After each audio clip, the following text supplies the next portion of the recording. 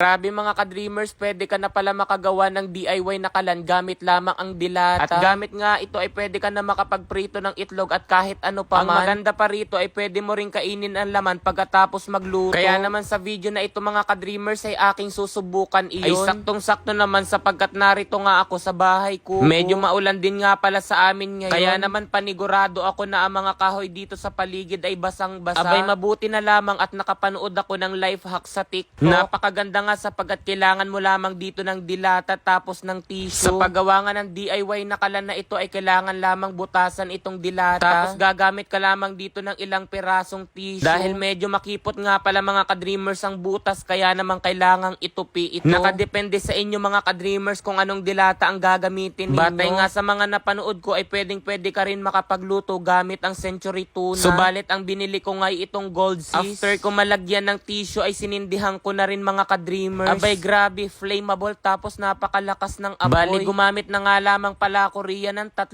bato. So and mga ka-dreamers, grabe. Tignan nyo naman yung apoy. Para tayong nakagasol. Yan oh. Oh, di ba? Oh.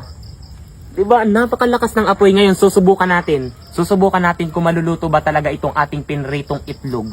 Kita mo yung kawali. So yan. Tignan nyo mga ka-dreamers, yan oh. Di ba? Ayan na, umuusok na yung ating kawali. Di ba? Yan, umuusok na. Ngayon, oh.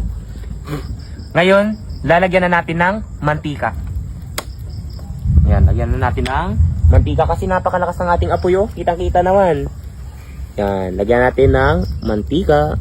Napakaganda naman talaga ng ganitong ang life hacks kasi tulad ngayon napakaulan. Halimbawa, nasa camping kayo tapos basa lahat ng kahoy. O anong gagamitin ninyo panluto? Kung may dala kayong dilata, syempre kapag nasa camping ka, may dala ka palaging dilata niyan. Oh, 'di ba? Pwede ka na makapagluto gamit itong ating dilata. Bali ang inilagay ko nga lamang diyan na mitya ay ilan yung nilagay ko? 4. So yan, 4 ang nilagay ko na tissue. Yun lamang yung aking ginamit. Napakalakas ng ating apoy. And tingnan nyo naman, dahil mainit na yung ating langis, maglalagay na tayo riyan ng itlog. Napakainit na mga ka-dreamers ng ating mantika, lalagay na natin tong ating itlog.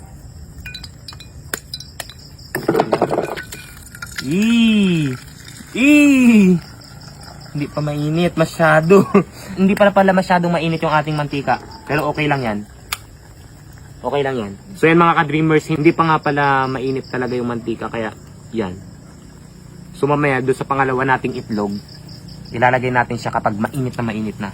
Legit pala yung napanood ko sa TikTok na pwedeng nga palang gamiting lutuan itong ating, na pwedeng gamiting lutuan ang dilata. Bali itong ginamit ko mga ka-dreamers ay ano ito? Bangus. Yan, bangus vegetable oil. Baligtarin na natin. Pwede. Baligtarin natin. Di ba ang ganda pagkakaluto? Yan. Uy, ang ganda pagkakaluto. Hindi lang marunong ang nagluluto. Tignan nyo mga ka-dreamers. Malakas pa rin yung ating apoy. Kaya pwede kayo rito magluto rin ng kanin sa aking palagay. Hanguin na natin tong isa. Yun. Medyo pangit lang yung pagkakaparito ko eh. Sana maganda. Lagay natin. Hey! Bakit ganun? Nakapagluto naman na tayo tapos malamig pa rin yung mantika natin. Napakalakas ng apoy natin pero ako'y nagtataka. Kasi nakapagluto na tayo ng isang itlog tapos yan pa rin yung nangyari doon sa isa oh. 'Di ba? Pero napakaganda kasi buo yung dilaw. Lagyan natin ng asin. So yan kapag tayo nagpiprito ng itlog, kailangan nyo lagyan ng asin. Huwag nyo kakalimutan yon. Mali pala yung mga ka-dreamers. 'Di ba ganun yung aking paglalagay? Pag mayaman nga pala, ganire. Ganyan oh.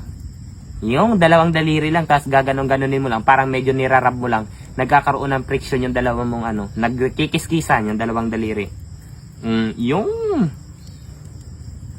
Di ba? And alam nyo ba mga ka-dreamers, tingnan yung ating ano rito, yung pagkakaprito ko. Parang pinapakita niya parang ipinakikita niya yung layers of the earth. Di ba? Di ba meron tayong crust, mantle, and core. Yan. Alam nyo ba yung itlog, ang isang buong itlog, yan ay para siyang nagre-represent ng layer of the earth para mas madali nyong maunawaan. Di ba nag-science na tayo? Kasi di ba, ito yung ating crust. Yan. Ito yung outer core. Yan. Tapos yung mantel niya, yung kulay dilaw. Yan, yung nasa ano. Tapos ang kanya namang ano, ay mali. Sorry. Itong crust. Tapos yung kulay white, siya yung mantel, siya yung pangalawang layer. Tapos yung pinakang gitna, siya na yung core. Ibig sabihin na yung nasa gitna na. Charot. Yun, ayan na. Ay, nabasag. Hey, nabasag yung ating ano. Pero ang lakas na nga po yan. Tingnan yung mga ka-dreamers. Diba? Di hamak na talaga namang maganda ito. Kaysa sa'yo. Charot. Habang nagluluto tayo nitong isa, kumain na tayo. So yan. Kutsara natin. So yan. Kain tayo. Ang sarap ng pagkakaluto ko ng itlog ah. Pwede talaga mga ka-dreamers. Kaya kayo kapag kayo nasa camping tapos basa, napakaulan, basa ang kahoy, tapos may dala kayong dilata, ganito lamang yung inyong gawin.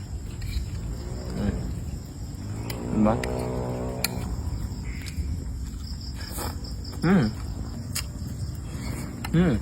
Hangoy na natin. Diba? So, ayan mga ka-dreamers, nakapagluto na nga tayo ng 2 itlog, pero tignan nyo ang ating apoy.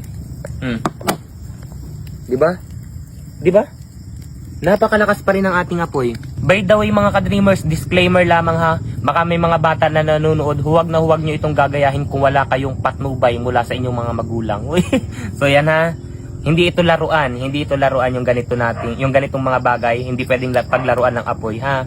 Kailangan kung gagamit kayo nito at bata kayo, kailangan ng kasama ng mga nakatatanda. Ano? Yun, you have won. Magkano?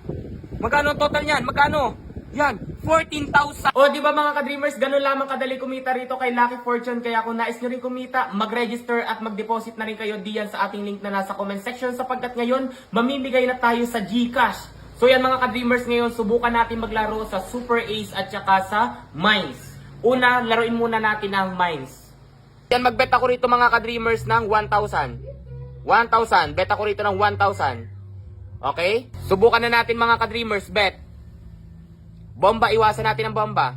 1, 2, 3, 4. O, tingnan nyo, yung 1,000 naging 2,000. Cash out agad. Diba? Ngayon, susubukan ko pa maglaro rito sa Super Ace. Super Ace tayo mga ka-dreamers. So, yan. Yan, ayan na mga ka-dreamers. Ayan na, 400. Oh, scatter. 10 spins. Yan, 4,400. May wild, 6,000. 3T6, 3,600. Ayan na, ano pa kaya? Sana mayroon pa. Ayan na. Hala.